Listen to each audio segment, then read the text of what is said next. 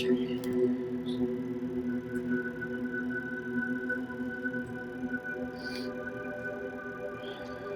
everybody. Welcome to tonight's episode.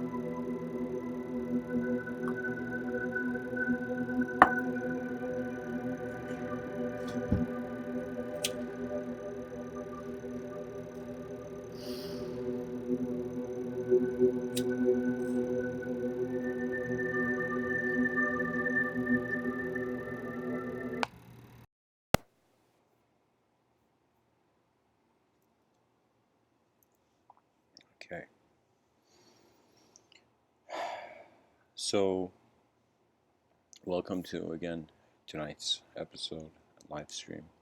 I want to speak about a concept that I put it into language today for myself, and the closest thing I could come up to it is better realities must be assumed first. Okay.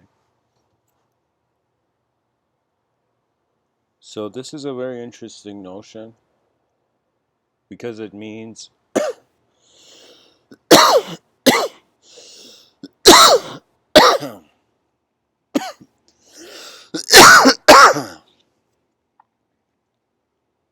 means you got to drink water.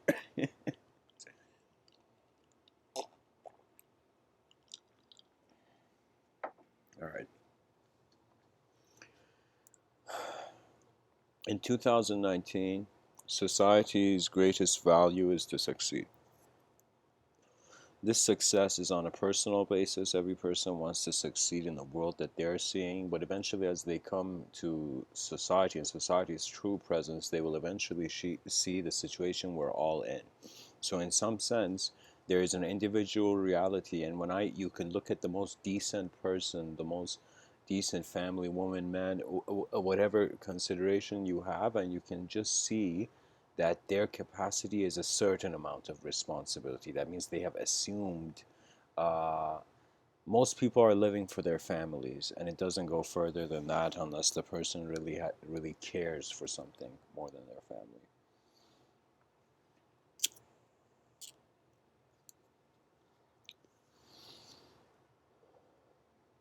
So when you walk in the street, you're pretty much seeing others living as they see the world. Each person, especially, I consider this to be a prime value of Western society and just pretty much any economical society. Society. But the idea is this, that people are aiming for things. Back in the day, we were hunter-gatherers in some sense. Now the hunter and gathering mindset, um, in some sense, has come into us. We no longer need a spear to just, go hunt food. We are now envisioning future potentials of existence. We are envisioning ways that we will be and ways that the world will be. I find eventually the world will wake up to itself. So you see, when a person sees themselves in a mirror, something that's a very important moment. It is a reflection of the energetic expression of the being. There's different kinds of ways. There's moments where your mind looks in the mirror, and there's moments where it's just your biological eyes and what you see. Sometimes when the mind looks in the mirror, it realizes the sort of future that it is creating for itself visually and on its subtler planes of imagination and abstraction. It's as if you see like the angry person like suddenly become calm once he can accept that he is wrong.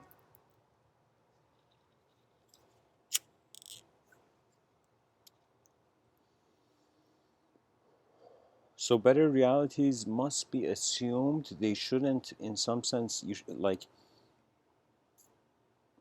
how should I say this? Like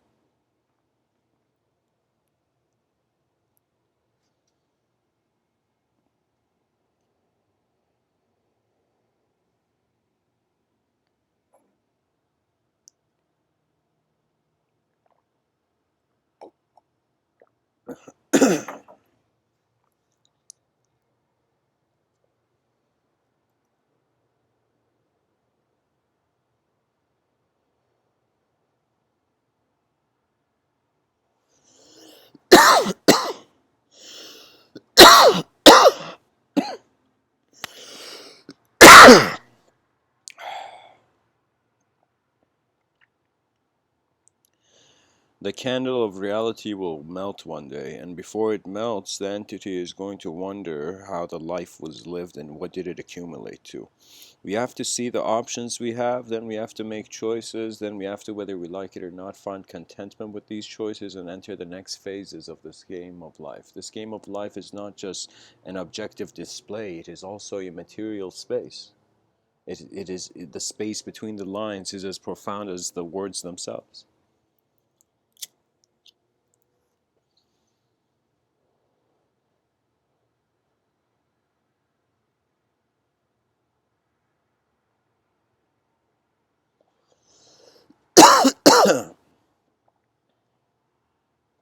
I always had the sense that whenever I try to imagine what will happen in the future,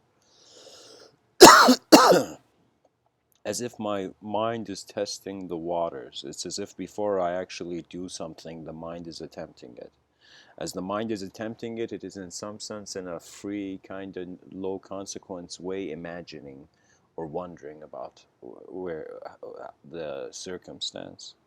Okay, so like I remember when I would give these talks, there was a time where before I ever gave, I thought I had to have it's like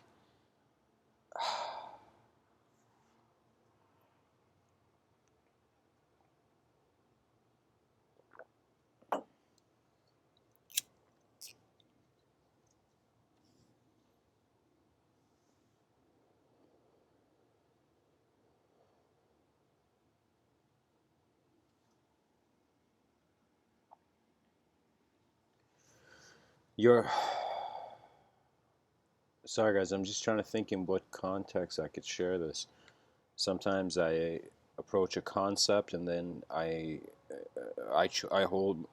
concentrate on a concept and then I navigate in a kind of like 360 the context.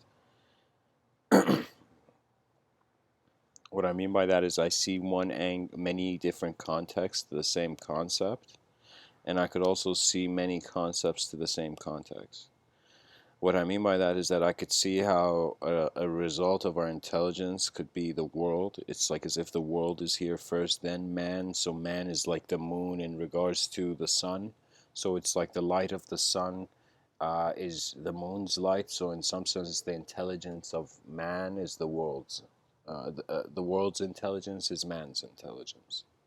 There's a variation of considering reality like that. Then there's a variation of considering reality where you make yourself God instead of ever wondering about it. You realize the choices in reality and how they open up your mind or they close it.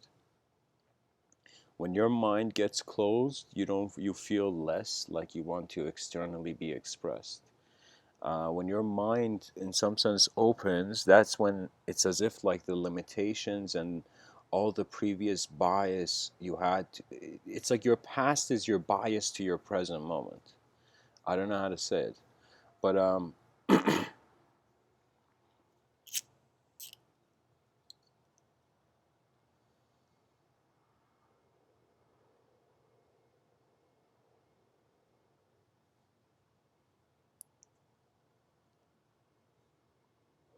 if you don't assume a better abstraction and conceptualization, there are black holes we can't see, and the black hole of the inner reality is actually it's another way I've called this black hole of language. And it's very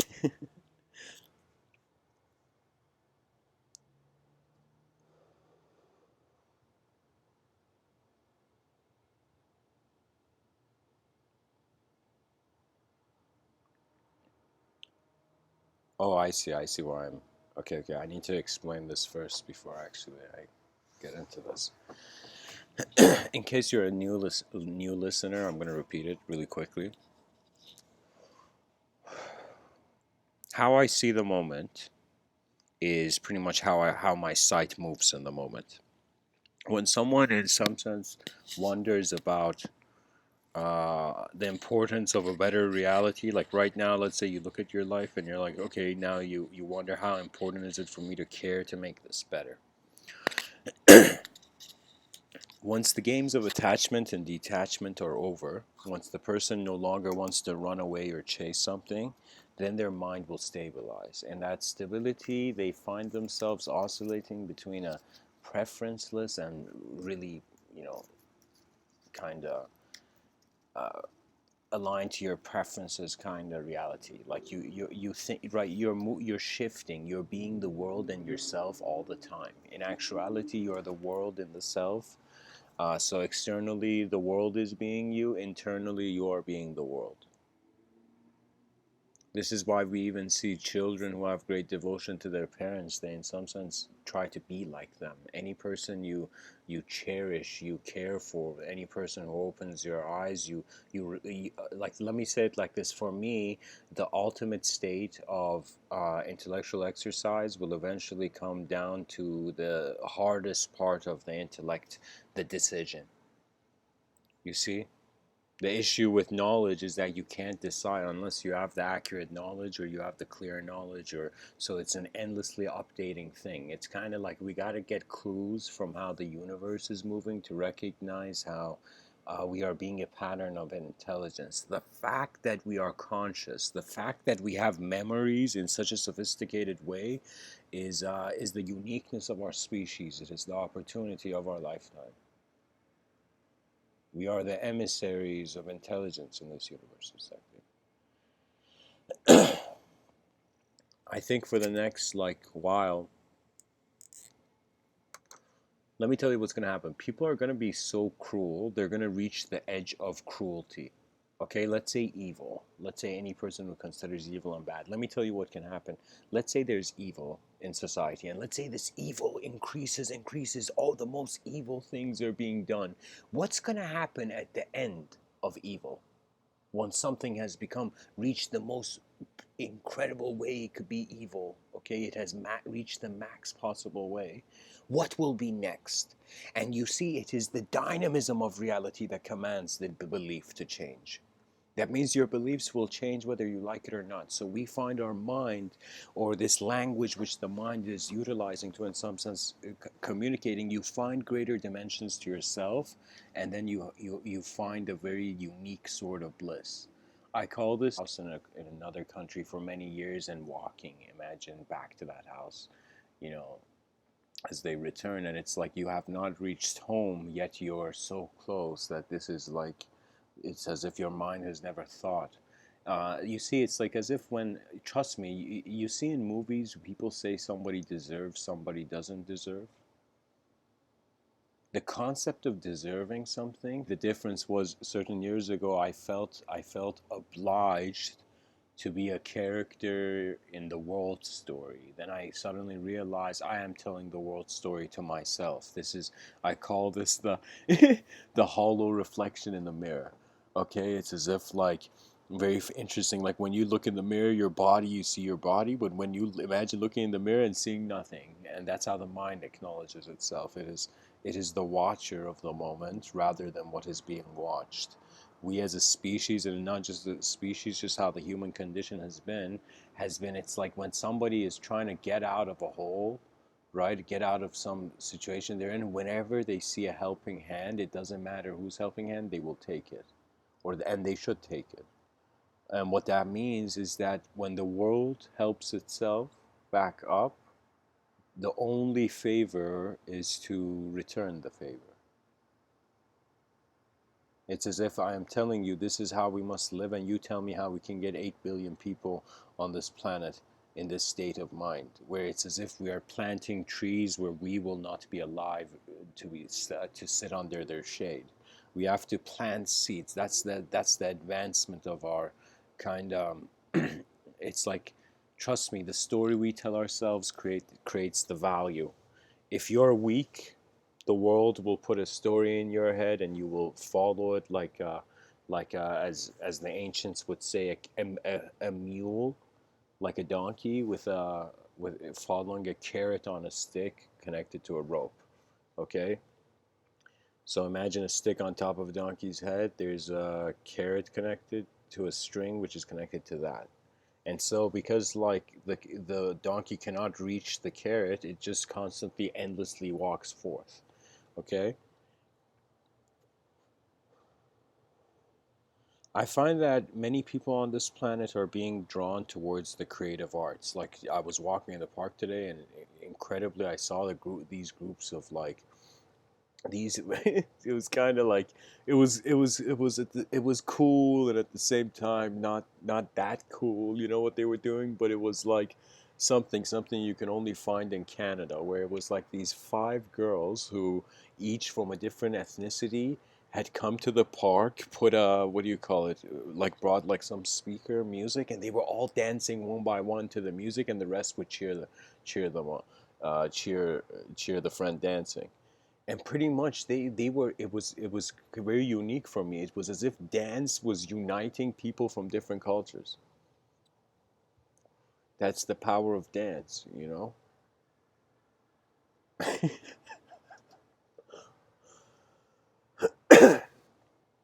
You know, eventually, not eventually, just like when you look at history, the inner reality was dormant, was hidden. Eventually, it became communicated. People's inner realities expressed. Dance is an expression of the person's mind, how they are within themselves as much as outside.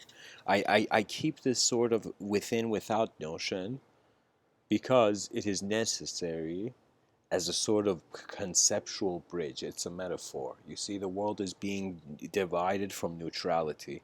If we fear this idea, we, in some sense, fear the empty page, like the writer that doesn't know what to write next, doesn't even know if what he should write is good or not. Like, there's many, like, the truth has become incredibly complex because we have become incredibly multidimensional. When we have become multidimensional, that means the truth was, it's like the moment truth became a story, it turned infinite.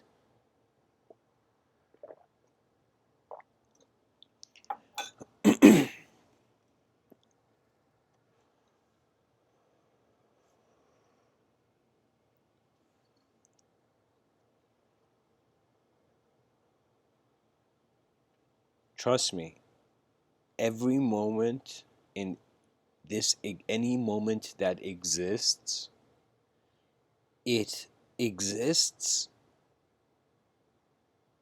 to an attention,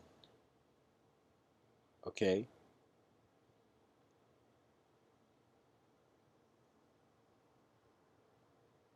Imagine.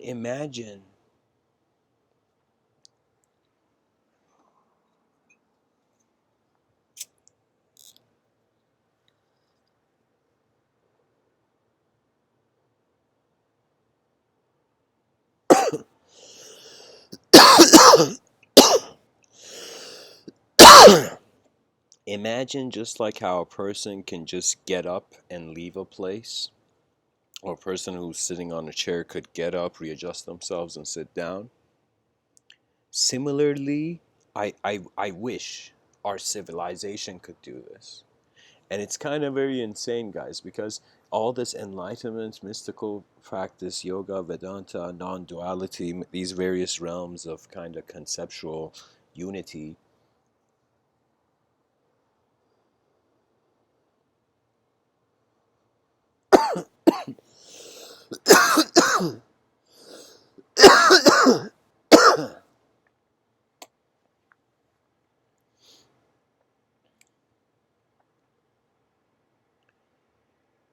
people are trying to get rid of the ego, but the species's ego needs to be formulated first.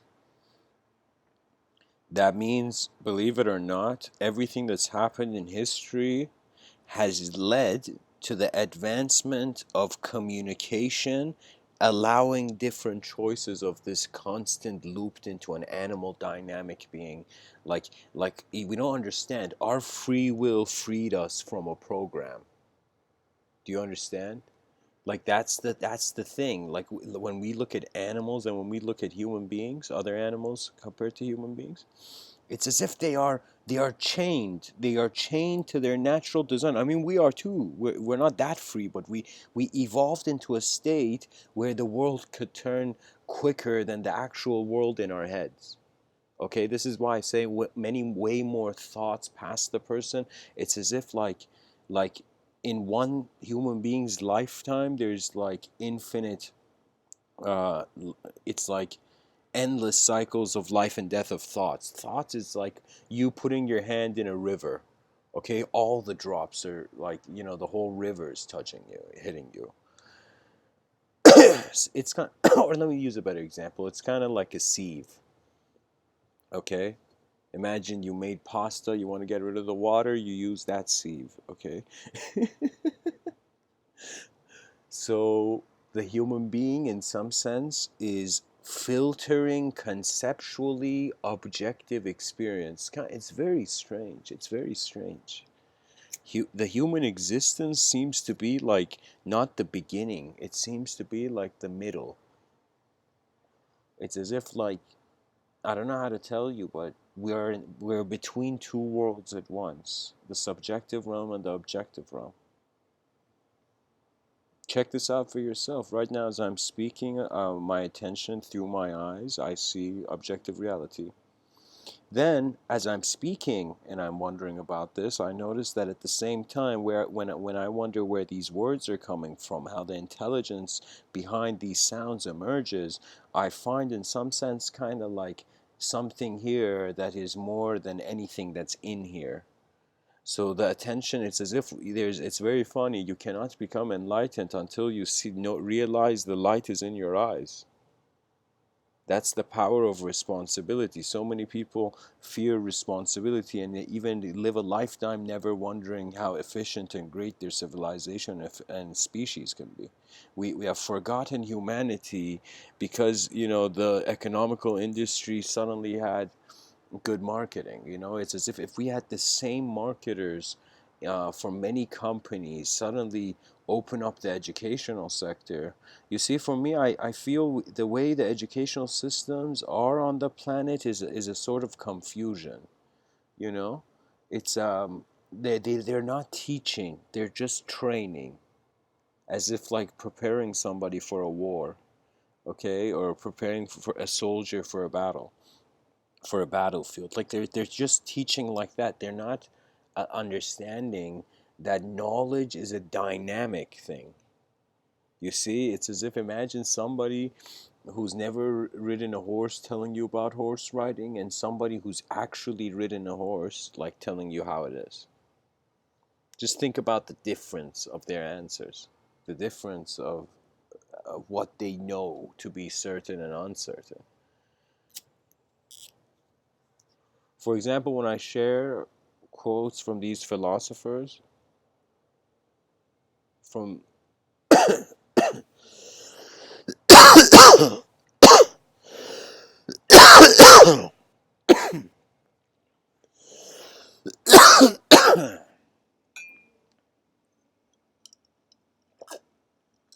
I don't know Rene Descartes, but I know a sentence from his mind. I knew a kind. I know a kind. دارم ضبط میکنم.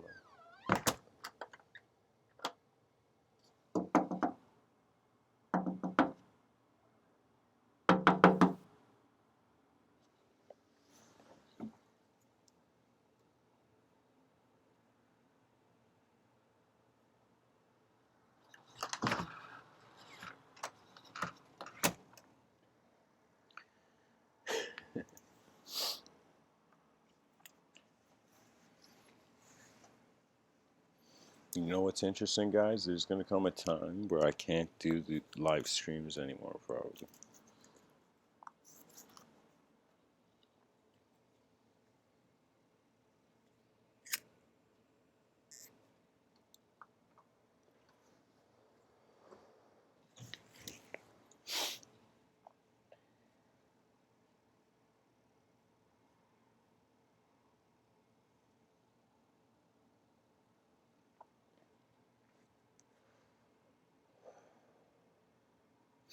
You have to consider evolution. You have to consider change. You have to consider what 4 billion years of evolution have led to. You have to consider where language is leading the species' minds, the mind of the species, where technology is leading the attention of the being, and various other factors. I find that we have to start just like it's like everything in existence is telling us. When you look at it on a cellular level, when you look at it on an atomic level, separate particles join together to be a bigger particle. Okay? What that means is that I wouldn't be surprised if human beings are the atoms of another dimension.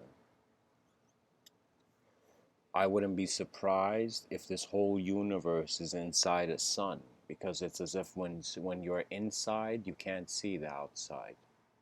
When you're outside, you cannot see the inside.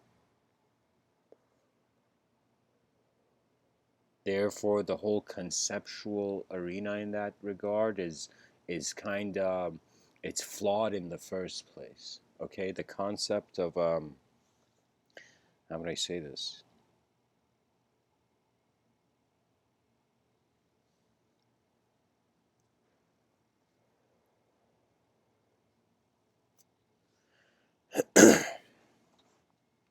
We have to assume through a what if mentality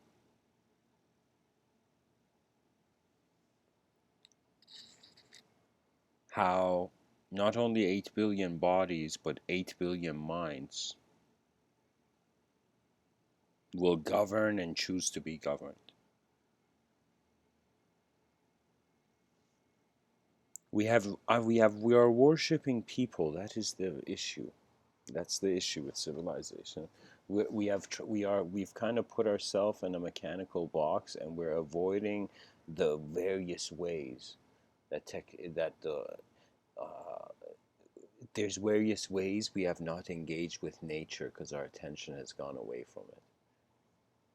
Think about it like this: a person who you're very close to, any person who you maintain friendship with, or even you can say family members and whatnot, when your attention doesn't land on that person, doesn't go once, if you don't acknowledge them, you will in some sense feel like how can I tell you? It's as if the less you see.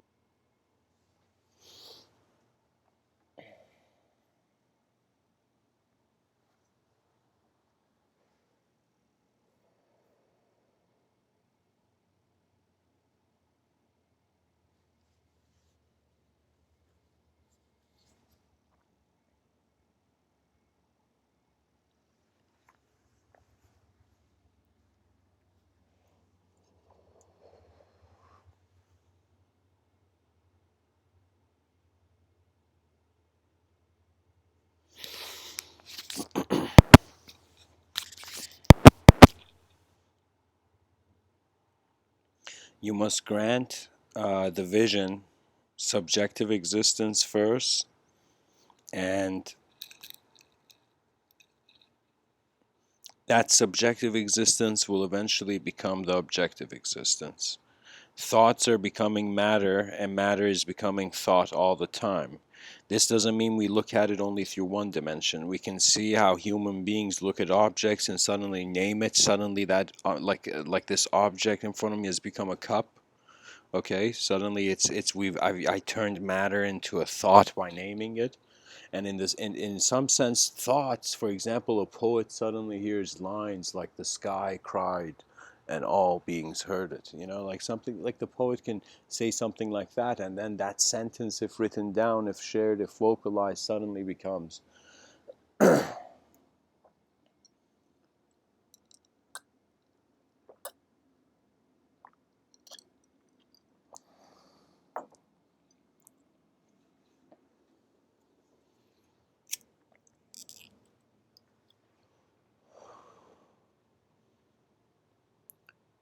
this constant back and forth between thought and matter.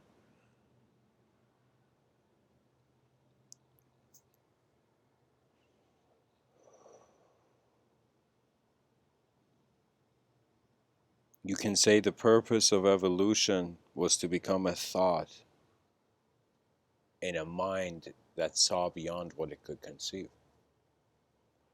You can say evolution was the eternal effort of a being to continue, and where did that continuity lead?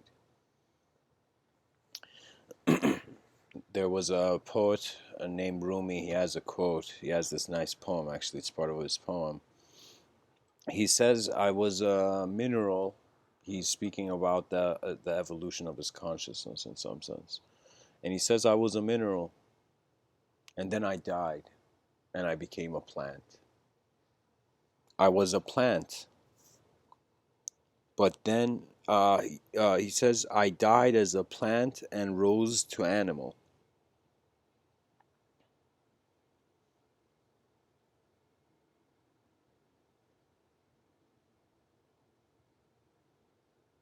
And then he says,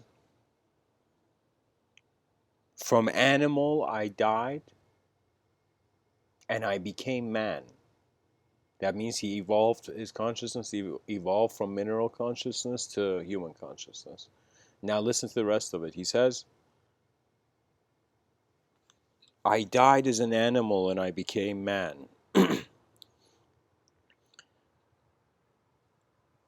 Why shall I fear death? When was I less by dying?" Something like that. He says, "When was I less by dying? Why should I fear death? I shall die once more as man, to soar with angels blessed. But even from angelhood I must move on to what no mind has ever conceived."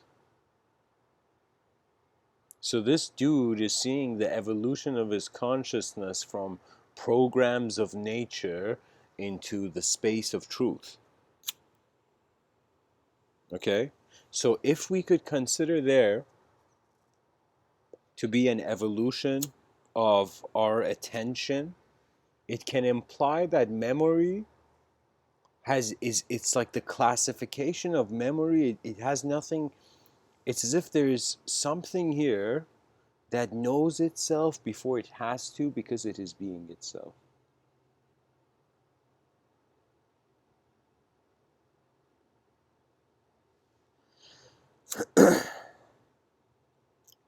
So just like how now the title in regards to better realities must be assumed, I'm kind of with that poem, with that Rumi's quote, trying to suggest that the best reality will eventually lead to the unknown. Any time you desire something too much, you will get to the unknown.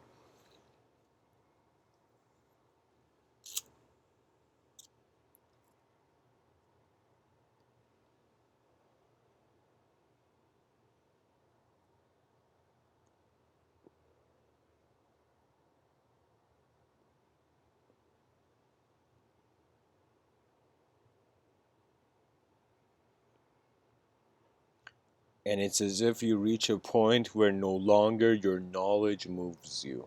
The unknown moves you. The unknown moves knowledge. That's like the peak of the artist's dream.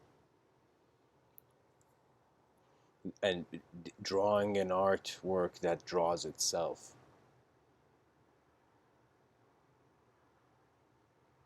Jonathan Swift tells us vision is the art uh, of seeing what is invisible to others. And so our vision, of course, is in some sense invisible to others, and is in some sense privately our access. The spiritual path,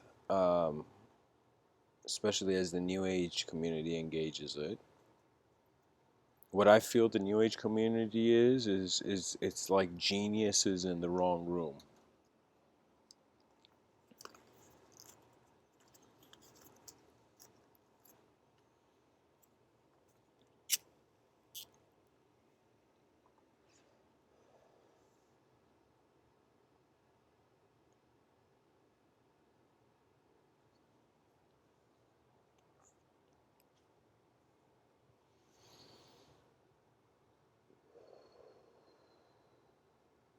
We can say as the mind advances, its environment will advance.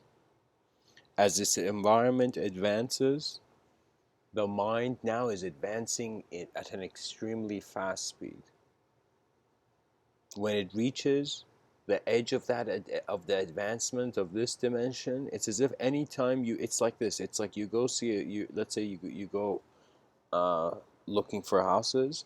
You go to one room of the house, but you don't stay there. You go and check other rooms. The reason is because once you've seen it, the will to see more is alive, and that pulls you. And it's very fascinating because association with thought and matter is like the person driving a car thinking it is they are the car. This ability to discriminate, this ability to discriminate between the real and the unreal,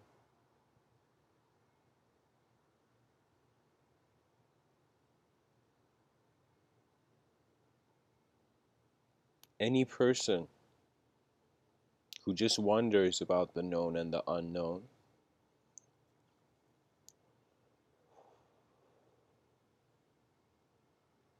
when you find yourself,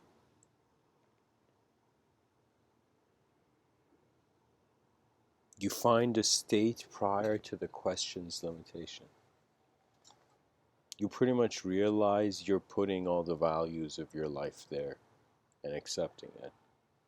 When you see others, you have to be incredibly patient and tolerant because people, uh, they won't share their true self unless they're in a true space. It's kind of like the greatest performance actually need the audience to be the greatest audience. And there's nothing greater than seeing the wings of efficiency of a civilization open. We are still divided. The nationalistic identity is divided to it. Okay,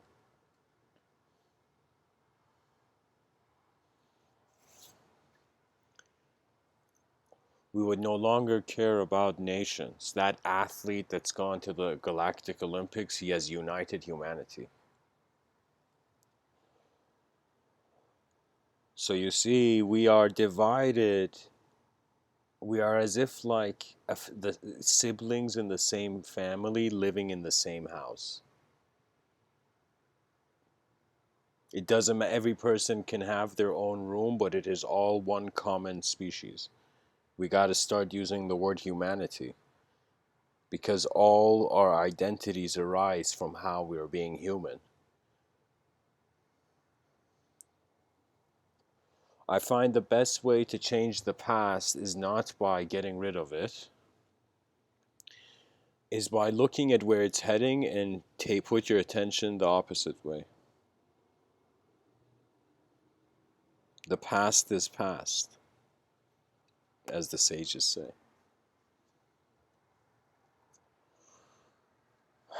That's it for tonight, guys. I'm a bit tired, but I feel like I should share a story.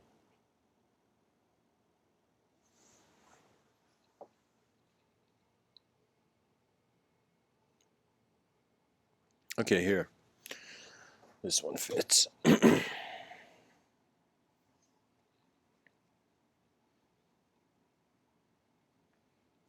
This warrior,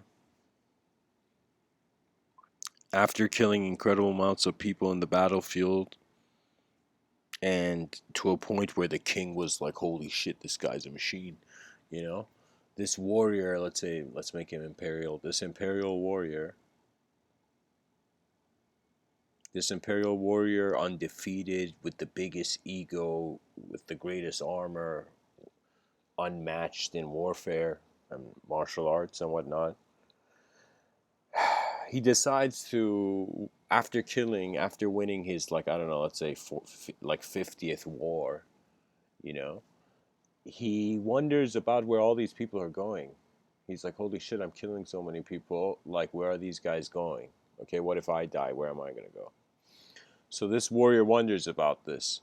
And he suddenly looks at like some of his assistants or whatever, and he says, yo, go find out who can tell me what heaven and hell is. Like, that's a good question to ask, by the way. What is it? Okay. And so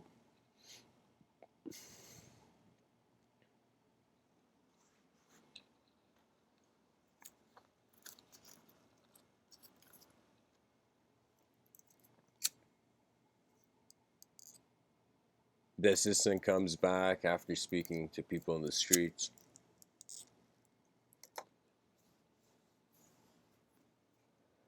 and tells this unmatched, kind of fearless, intense warrior. He says, listen, there's a sage on top of this mountain. You can go there and ask him, and the sage gives a sort of instant kind of location. Not the sage, sorry. Pretty much, the assistant tells the warrior. The warrior goes on top of the mountain, and finally finds himself kind of like with this giant ego, just going in, not even caring, not knocking, just going in. He goes in there into this kind of like monastery kind of place, and like anyways, he goes there. He sees the sage is sitting there drinking a cup of tea. He just walks in there, doesn't care for the sage's conversation, and just suddenly what happened? Yeah, sorry. So what happens is that he walks in there, looks at the sage, and says, "Sage, tell me now, what is heaven and hell?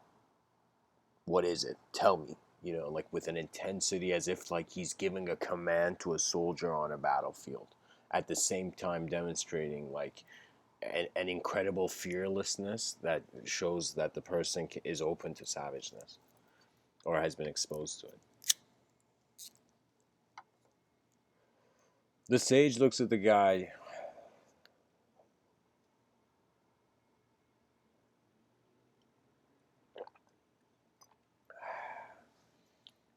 takes a sip from his tea, and says to the guy, like, says to this warrior, "You're too much of an animal and fool for me to tell you, you know?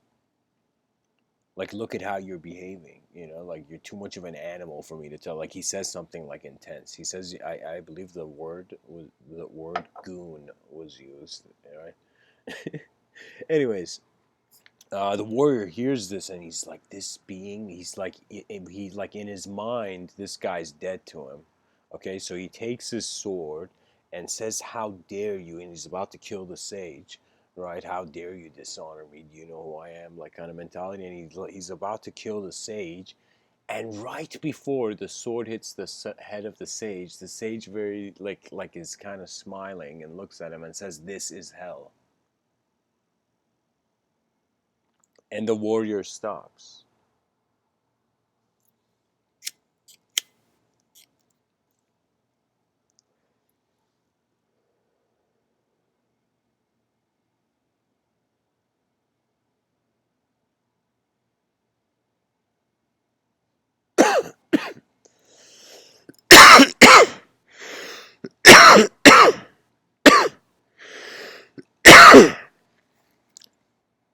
The warrior can't kill the sage.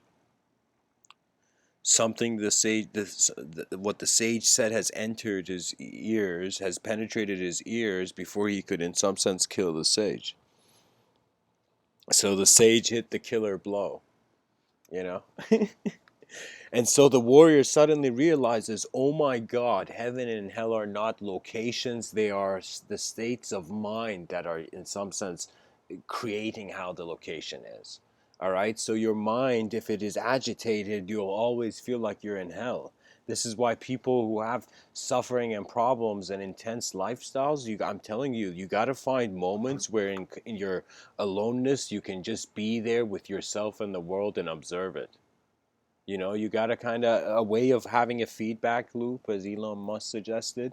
You got to create a feedback loop in regards to developing something. So at the same time, this feedback loop can either be you looking differently at it from different angles, or it could be the thing changing in different ways.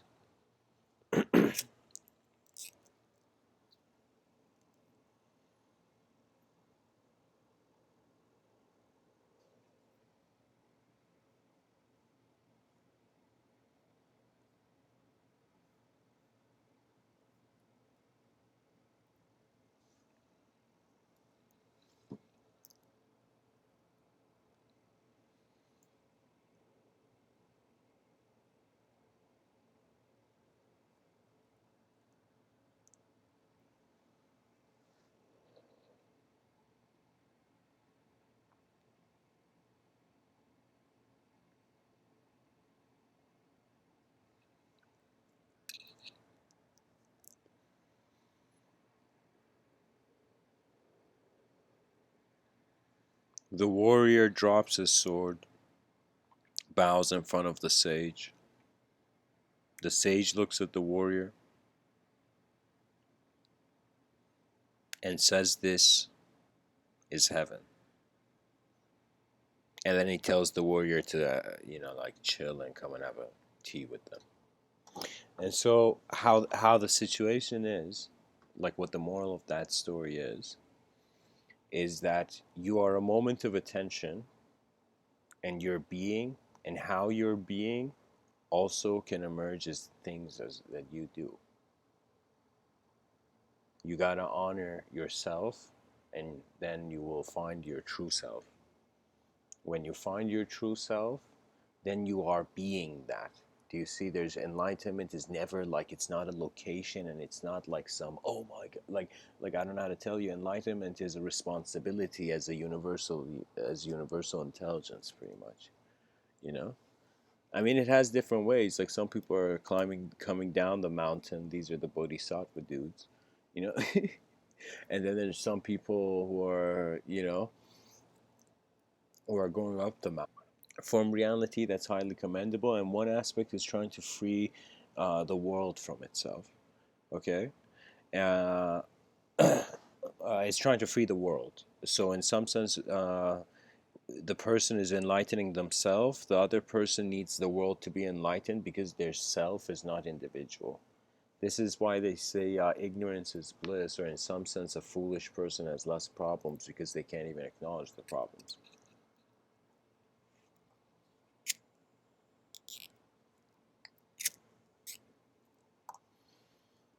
I think the acknowledgement of mortality, like there's no greater motivational speaker than this idea. When you realize things end, you care for the moment. When the moment has a sort of unique display, then you get involved.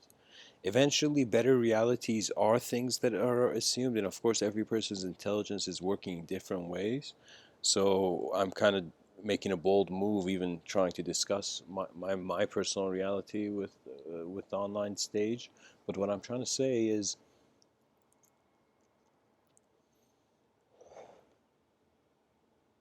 just like how an idea emerges, then it is translated into words. I don't know how to say it. It's like evolution has to do with things breaking and things rejoining. And this is like an endless thing that's happening. It's like we call it temporary human life. You could say it's just weird things that atoms are doing in empty space. I don't know. Like, there's various ways you can approach it. So just like how you must, like the warrior understood that he was, sometimes you could be tough and you can be cruel and you can suddenly achieve certain things. But you will see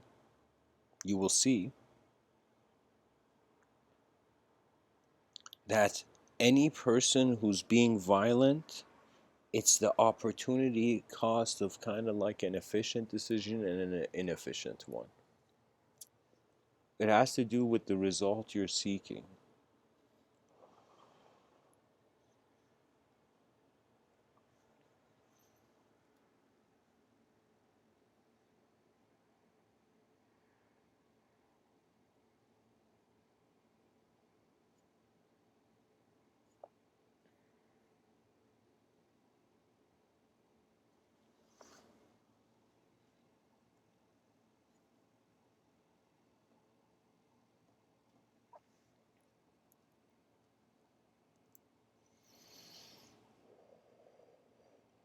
Certain things I'm going to say before I end off here.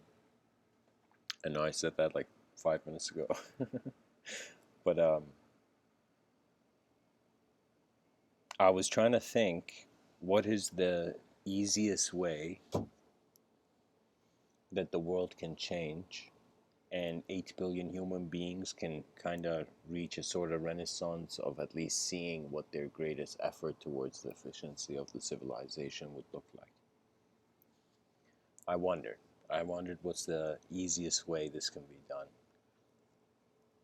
And I realized the easiest and least costly way it can be done is to recognize where people's decisions are coming from. And you see, their decisions are coming from a sort of mind. Okay, I use that word, but you can use any word you want. So their minds need to change before their actions can. If the person's mind doesn't change, it doesn't matter how much advice you give. The person has personal reasons of why they do things that you cannot even get close to fathoming. So you see what I'm saying there?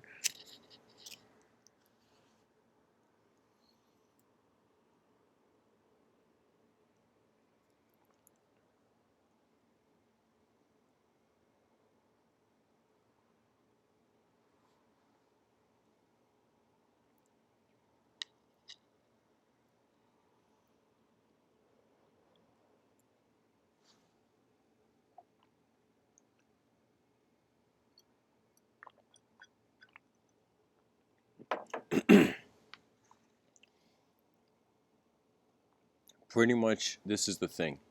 We all feel we are, in some sense, right now,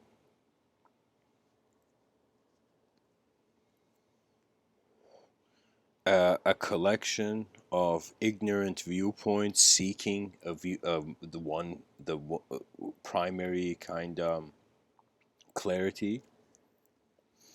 But there can be also this view that we have to create the ego of civilization, of our civilization, the ego of humanity, of all of us, through the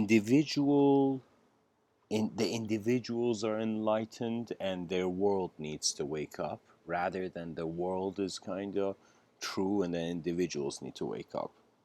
When it gets to that mode, it becomes incredible because suddenly you stop identifying with an abstract projection of the self, which you'll see greed is a value kind of measure. That means before anybody does anything that has ever been considered as bad, they're kind of doing a calculation.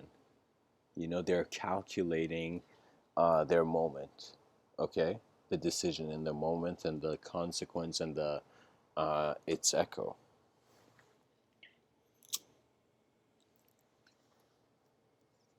My grandpa, who passed away when I was 10, he told me this story to me and my cousins.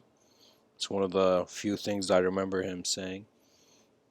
And he told me that when he was young, uh, in school, he wanted to act tough, so he suddenly goes and slaps a younger aged kid in the face for no reason, just to show that he's powerful, like he's a thug. Like I think he was in grade 4, the kid was maybe in grade 2 or something.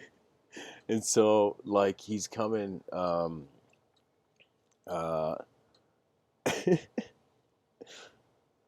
I mean not grade 4, but you know what I mean. Like anyway, so what happens is that uh my grandpa hits this kid in the face. His friends are giving him respect, like, yo, you're a tough guy, here, we'll give you tough guy credit.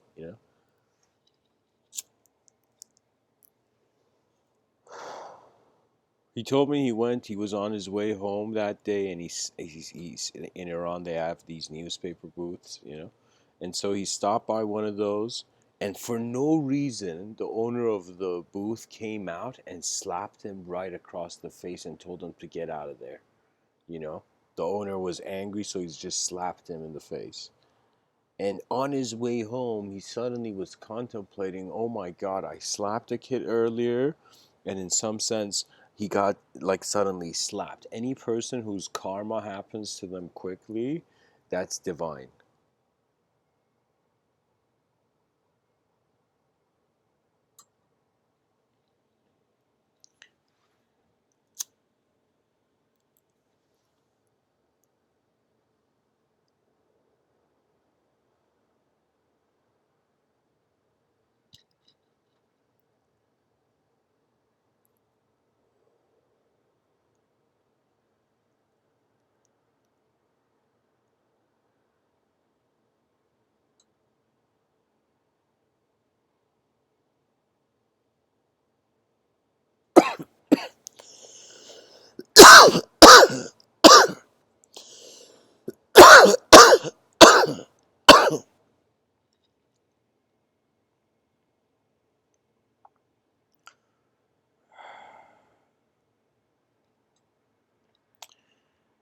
There's a term in in Vedanta where they say Satchit Ananda.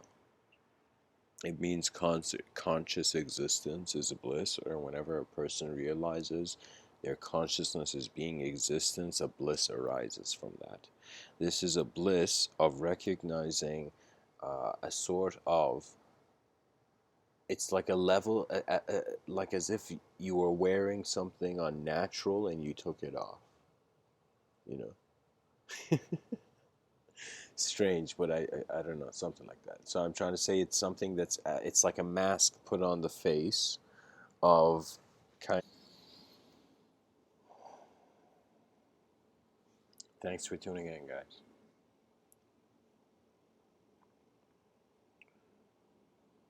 We have every day happens once. We Our lifetime happens once. And so I think what this world really wants from human beings is to apply their greatest effort, at least give it a try before their eyes, before the final curtain is pulled and nature transitions. We are in a changing world. Change is our true identity. We must embrace it. We must try to find as many great tools as we can as a civilization. You see, we have to restructure the vision of humanity through a clarity that acknowledges the mind of the being is more important than just the body of the being. What I'm trying to say is that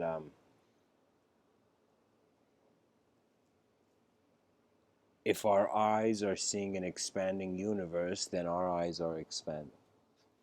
Much blessings and namaste.